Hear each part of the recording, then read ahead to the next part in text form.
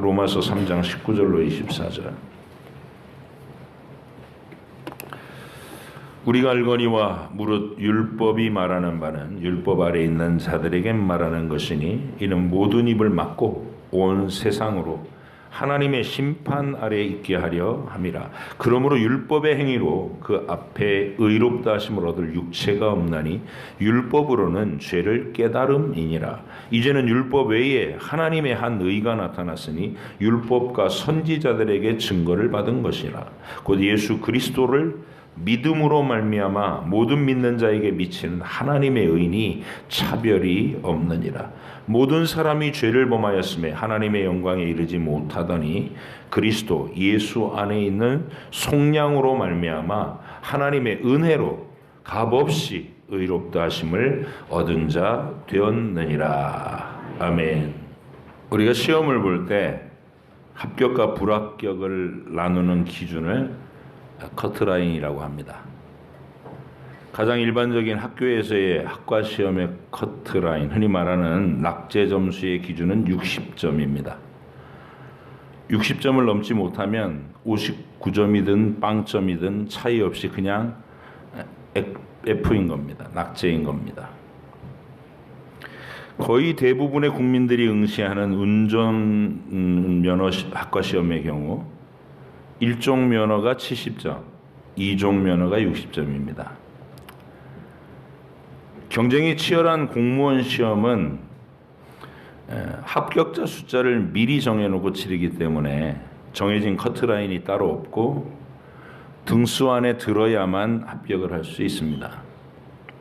5명 뽑는데 100명이 응시했으면 꽤 높은 점수를 받아도 1등에서 5등까지만 합격하는 방식입니다. 정해진 점수만 넘으면 무조건 합격, 이렇게 정하는 것을 절대평가라고 하고, 다른 사람과 비교해서 등수 안에 들어야 합격하는 것을 상대평가라고 합니다. 5명 뽑는 시험에서 100점 맞은 사람이 5명이나 되면 99점을 맞아도 불합격이 되는 것입니다. 그게 상대평가입니다.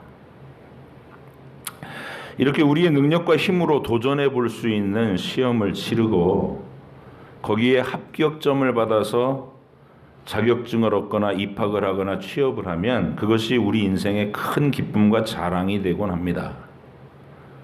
어떤 시험에서 합격의 기준인 커트라인이 높으면 높을수록 그 시험을 통과하면 자부심과 자랑도 그만큼 높고 사람들도 다 훌륭하다며 박수 쳐주고 부러워하고 그럽니다. 반면에 높은 점수 받고 일어서서 박수 받으면 민망해하고 부끄러워하는 시험도 있습니다. 운전면허 학과 시험이 그렇습니다. 운전면허 학과 시험은 60점만 넘으면 합격입니다. 대부분의 사람들이 무난하게 합격합니다. 공부하는 일에 별로 재능이 없는 사람들 몇 번만 시도하면 다 합격해요. 그런데 운전면허 시험을 거의 사법고시 공부하듯 열심히 하는 사람이 간혹 있습니다. 그래서 90점 이상을 받고 1등을 한 사람은 현장에서 이렇게 세우죠. 교관이 박수 쳐주라고 그럽니다. 그럼 되게 쑥스럽게 박수를 받죠. 운전면허 시험에서 중요한 것은 얼마나 높은 점수를 받고 면허를 취득하는가 하는 것이 결코 아닙니다.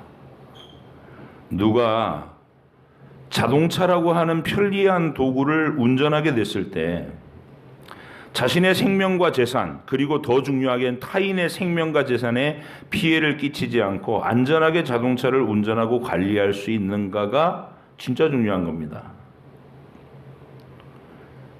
그래서 운전면허의 세계에서 제일 위험한 것은 자부심입니다. 면허를 막 취득한 초보가 이런 말을 한다고 생각해 보세요. 나는 학과시험과 기능시험을 만점으로 통과하고 면허증을 받은 사람이야. 내 면허증은 겨우 60점 넘기고 받은 당신네들 운전면허하고는 차원이 달라. 이렇게 자랑하고 거들먹거리는 사람이 있다면 운전을 이미 오래 해보신 경력자들은 매우 걱정스러운 눈초리로 그 사람을 보게 돼요. 저 사람 조만간 큰 사고 치겠구만. 그런 느낌이 되는 거죠. 운전면허 시험은 합격하기는 쉬운데 커트라인은 낮은데 정작 운전을 시작해보면 자신이 차를 운전한다는 게 얼마나 조심해야 되는 일인지 위험한 일인지를 곧 알게 됩니다. 각종 교통법규를 위반해서 아까운 범칙금을 뭉텅뭉텅 내보면 비로소 이게 쉽게 생각할 일이 아니구나 하고 절감을 하게 되죠. 주차를 하다가 남의 차를 더 긁어놓으면 거액의 보상을 해줘야 돼요. 몇 번의 접촉사고를 거치면 겸손해질 수밖에 없습니다. 강제로. 정말 한순간에 내 목숨을 잃거나 남을 죽일 수도 있는 것이 운전이구나. 이 중대한 깨달음이 있어야 비로소 안전운전을 할 수 있게 되는 것입니다. 나는 운전이 체질인가 봐. 운전이 점점 자신감이 붙어. 이런 말을 하는 사람에게 경험자들은 꼭 말합니다. 그때부터가 제일 위험하다고. 자신감, 자망심은 한순간에 큰 사고를 낼 가능성을 매우 높게 만들기 때문입니다. 하나님께서는 이 세상의 일반적인 원리에서는 인간의 노력과 그 결과로 높은 점수를 받으면 합격하고 또 성과와 보람을 누리도록 해두셨습니다. 일반 법칙입니다. 그런데 참으로 이상하게도 구원의 진리에 있어서만큼은 이런 원리가 전혀 통하지 않도록 철저하게 만들어 두셨습니다. 인간들이 스스로 노력해서 합격했다는 생각을 조금도 가지지 못하도록 철저히 자부심을 무너뜨리는 일부터 하시는 것이 바로 구원의 진리입니다. 구원을 인간 자신의 능력과 노력으로 얻으려면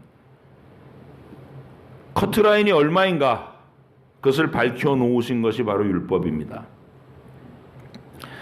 율법이 말하는 커트라인은 구원받을 수 있는 커트라인, 자기 노력으로 구원받는 거, 자기 노력으로 구원받을 수 있는 커트라인은 아주 쉽게 말하면 하나님과 같은 수준이 되어야 된다는 겁니다. 하나님 수준의 사랑을 할 수 있는 사람, 그것이 율법이 밝혀주는 천국의 합격 커트라인입니다. 구체적으로 풀면 하나님을 향해서는 마음을 다하고 뜻을 다하고 성품을 다하고 힘을 다하고 목숨을 다해서 하나님을 사랑하고 순종하되 하루나 이틀만 그렇게 해서는 안 되고 일평생 매일 매순간 그리고 영원히 항상 그 마음을 유지할 수 있어야 천국을 누릴 자격증을 줄 수 있다는 거예요. 그리고 이웃을 향해서는 모든 이웃을 영원히 내 몸과 같이 사랑할 수 있어야 비로소 스스로 능력으로 천국 들어갈 수 있는 자격증을 줄 수 있겠다 그 말입니다. 그게 율법입니다.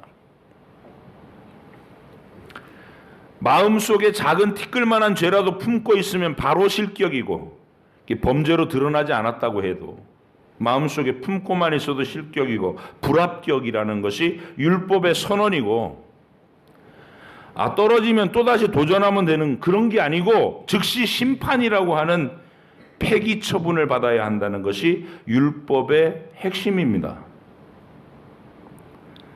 말할 수 없이 높은 기준이고 그 기준에 못 미치면 곧바로 심판을 받아야 한다는 엄하기 그지없는 것이 율법이 말하는 기준입니다. 왜 그럴까요? 그것은 천국이라는 것이 그만큼 크고 영원하고 무한한 가치가 있는 곳이기 때문입니다. 하나님과 마주해서 그분의 신임을 받으면서 전폭적인 신임을 받으면서 하나님께서 주신 모든 것들을 영원히 자유롭게 사용할 수 있으려면 그 정도의 능력이 있어야 하기 때문이라는 겁니다. 이런 하나님의 요구, 하나님의 기준 선포에 대해서 나는 할 수 있습니다 라고 큰 소리 친 존재가 바로 사탄입니다. 하나님께서 창조하실 때 지극히 큰 능력을 입혀서 자유의지까지 선물로 주시자 사탄이 생각한 것은 내가 하나님과 다를 바가 뭔가 하고 교만을 품었습니다. 그래서 그가 주장하기를 나도 하나님처럼 내가 선과 악을 내가 결정하고 내 방식대로 자유로운 삶을 살겠습니다 라고 하나님께로부터의 독립을 선언한 겁니다. 사탄은 하나님의 통제나 간섭 없이 자유의지를 가진 모든 개별적인 천사와 인간들이 저마다 자기 뜻대로 결정하는, 자기 마음대로 살 수 있는 게 그게 이치에 맞는 것이라는 주장을 펼쳤습니다. 하나님 앞에서 감히. 그것이 타락이고 인류의 대표였던 아담도 마귀의 그런 주장과 사상을 따르기로 선택한 것입니다. 그래서 우리한테는 그 증세가 있는 거예요. 다 하나님 간섭 없이 내 마음대로 누구나가 다. 그날 이후 하나님께서는 인류 전체에게 사탄이 왕이 돼서 이끌어가는 세상을 살아보도록 하셨습니다. 그게 지금 펼쳐진 이 세상입니다. 힘을 가진 자가 약한 자들을 마음껏 지배하고 심지어 그 생사 여부를 결정하는 세상. 양육, 강식의 원리가 통용되는 세상을 살아봐 하고 허용하신 겁니다. 그 결과는 참혹했죠. 참혹합니다. 자연계도 인간의 역사도 얼마나 비참한가는 우리가 매일 눈으로 뜨고 보고 있습니다. 식물들도 치열하게 생존 경쟁을 하고 있고 동물들은 서로 잡아먹어야만 살 수 있는 참혹한 세상입니다. 사탄이 주장했던 세상이에요, 그게. 인간들도 끊임없이 국가 간에는 전쟁을 하고 개인들 간에는 경쟁하면서 상대방을 짓밟고 올라서야만 자기가 살아남거나 또 만족할 수 있는 그런 비정한 세상 속에 우리가 살고 있습니다. 하나님이 전적으로 다스리는 세상은 그렇지 않았습니다. 강한 자들이 약한 것들을 착취하거나 잡아먹어야만 만족을 누릴 수 있는 그런 세상이 아니었습니다. 그건 사탄이 하나님 같은 능력과 사랑도 없으면서 하나님 행세를 하고서 세상을 휘젓고 있기 때문에 벌어지는 현상입니다. 하나님께서는 무한하신 공급자가 되셔서 각 피조물들, 자유의지를 가진 천사나 사람들 개인에게 모든 것을 조금도 부족하지 않게 공급하고 채우실 수 있는 분입니다. 그러나 사탄에겐 그런 능력이 없죠. 그러니까 자신이 가진 힘으로 강한 자들은 약한 것들을 부려먹고 착취하고 심지어 잡아 먹어야만 원하는 만큼의 욕망을 충족시킬 수 있는 거예요. 하나님의 공급을 거절했으니까.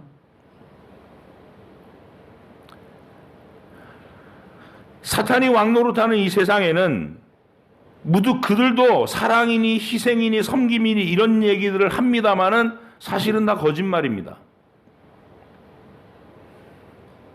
자기들도 알아요. 그래야만 평화롭고 아름다울 수 있다는 것은 알죠. 그러나 실제로 그것을 행할 능력은 없습니다. 사랑할 존재가 아니니까. 그래서 이론으로는 윤리를 말하고 그 멋진 사상을 가르치기도 합니다. 하지만 하나하나의 이기적인 자아들이 그런 거창한 이론에 동참할 수 있겠습니까? 못합니다. 주장은 그렇게 하지만 실제로는 타인들을 이용하거나 착취하거나 잡아먹으면서 생존하고 있는 거예요. 그것이 실제적으로 사탄이 주관하는 이 세상의 실제 모양새입니다.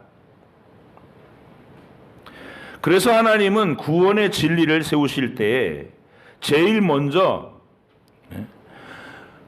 우리가 하나님이 원하시는 그 사랑의 기준에서 얼마나 철저하게 이기적인 존재로 타락했는지 율법을 통해서 알게 해주십니다. 그리고 시인하도록 하십니다. 우리는 내 실력과 내 노력으로는 하나님의 나라, 영원히 아름다운 그 세상에 도무지 들어갈 수도 없고 그런 세상을 맡아서 관리할 능력도 없다는 것을 시인하라는 것이에요. 그리고 전혀 다른 길을 우리에게 제시하십니다. 그것이 오늘 본문에서 바울이 말하는 복음입니다. 하나님이 계획하신 전혀 다른 길. 인간들이 자기가 능력 있다고 하고 내 힘으로 이걸 모든 것을 다스릴 수 있다고 큰 소리치는 그런 세상 말고 우리에게 하나님 주신 영원한 세상을 다스릴 만한 능력이 조금도 없다는 것을, 내 안에선 모든 사랑할 능력들이 다 소진되고 이기적인 욕심이 가득하다는 것을 시인하고, 하나님의 그 이기성 타락한 죄에 대해서 하나님의 심판이 정당하시다고 인정한 사람들이 바라보게 하시는 하나님이 새롭게 마련하신 길, 그 길이 바로 하나님의 아들 예수님을 통한 용서와 사랑의 길입니다. 19절부터 오늘 본문을 다시 한번 다 같이 큰 소리를 읽어보겠습니다. 시작. 우리가 알거니와 무릇 율법이 말하는 바는 율법 아래에 있는 자들에게 말하는 것이니 이는 모든 입을 막고 온 세상으로 하나님의 심판 아래에 있게 하려 함이라. 그러므로 율법의 행위로 그 앞에 의롭다 하심을 얻을 육체가 없나니 율법으로는 죄를 깨달음이니라. 이제는 율법 외에 하나님의 한 의가 나타났으니 율법과 선지자들에게 증거를 받은 것이라. 곧 예수 그리스도를 믿음으로 말미암아 모든 믿는 자에게 미치는 하나님의 의인이 차별이 없느니라. 모든 사람이 죄를 범하였음에 하나님의 영광에 이르지 못하더니 그리스도 예수 안에 있는 속량으로 말미암아 하나님의 은혜로 값없이 의롭다 하심을 얻은 자 되었느니라. 제가 앞에 긴 설명을 한 것은 여러분이 이 본문을 읽으실 때 하고 깨달아지게끔 즐겁게 이 바울의 이 논리를 따라가면서 하나님 앞에 감사할 수 있게끔 하려고 설명을 길게 한 겁니다. 하나님께서 제시하신 다른 구원의 길은 피조물인 인간이 내 자신의 능력으로는 하나님의 나라의 모든 어떤 것도 관리할 수 없다는 철저한 자각을 전제로 하고 있습니다. 그 위에 오직 하나님께서 보내신 예수님의 대속의 사랑, 자기를 희생시켜서 우리를 살려내시고 영원히 하나님의 아름답고 좋은 것들을 끝없이 공급하시겠다는 그 은혜로운 약속 속에서만 비로소 내가 천국에 참여할 수 있다고 고백하는 것, 그것이 구원받은 사람들의 겸손한 고백인 것입니다. 이것을 바울의 말로 표현하면 그리스도 예수 안에 있는 속량으로 말미암아 하나님의 은혜로 값없이 의롭다 하심을 얻은 자 되었느니라 말입니다. 그것은 다시 돌아가서 마치 겸손한 운전자와 비슷합니다. 겸손한 운전자는 자신이 자동차를 운전한다는 것이 얼마나 위험한 일인지를 알아서 철저하게 교통법규를 지키려고 힘을 다하게 됩니다. 차를 운전할 때마다 나는 언제든 내 자신과 타인의 생명과 재산을 심각하게 망가뜨릴 수 있는 위험스러운 일을 하고 있다는 사실을 알고 하는 거예요. 그리고 조심스럽게 합니다. 하지만 그렇게 최선을 다하고 철저한 법규를 지키면서 산다고 해도 그것을 자랑하지도 않습니다. 자랑하지도 못합니다. 왜냐하면 더 중요한 것이 하나 더 있기 때문입니다.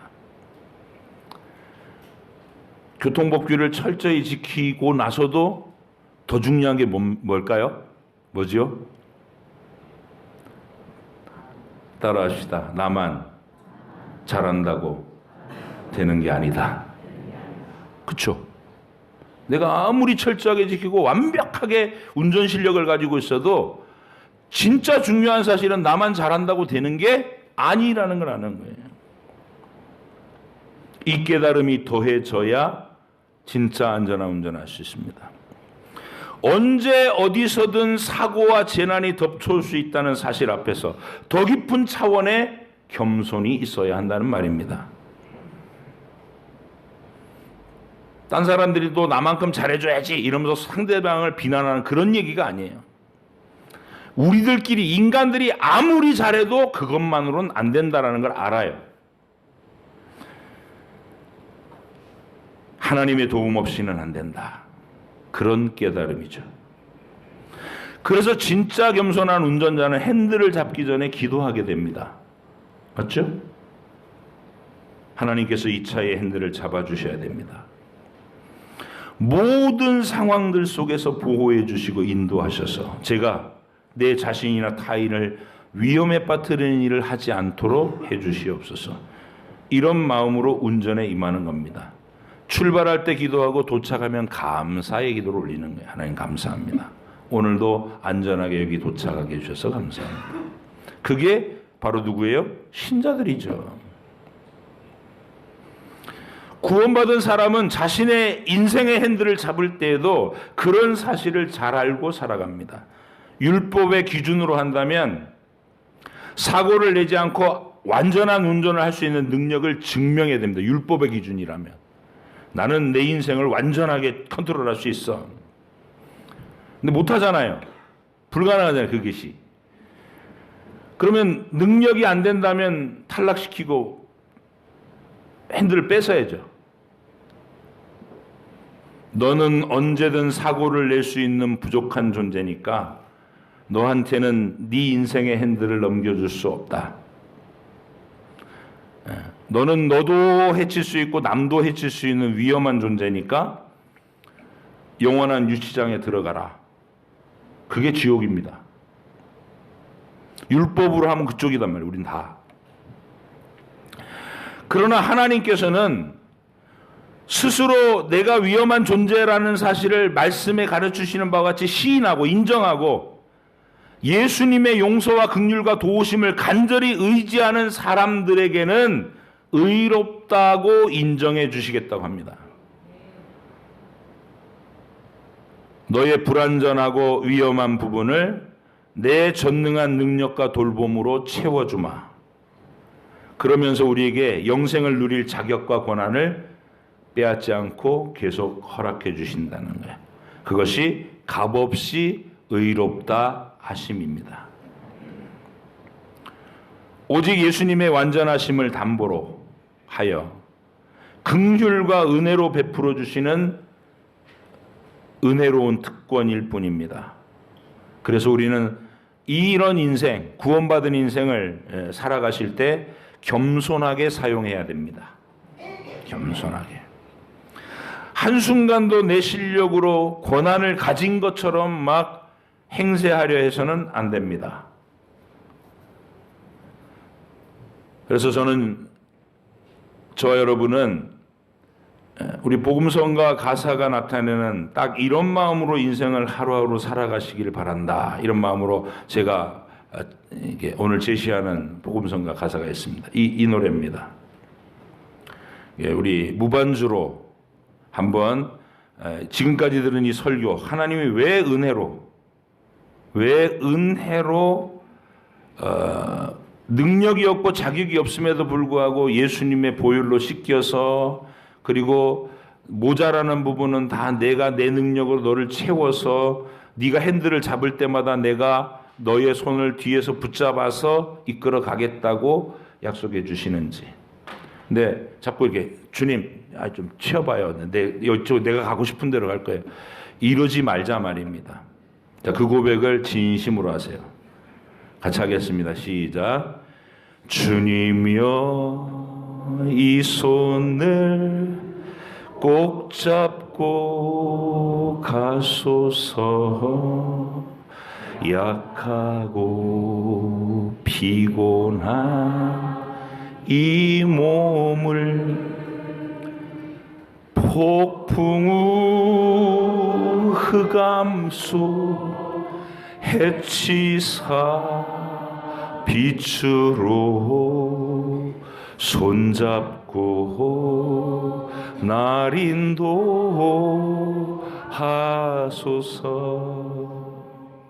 기도하겠습니다.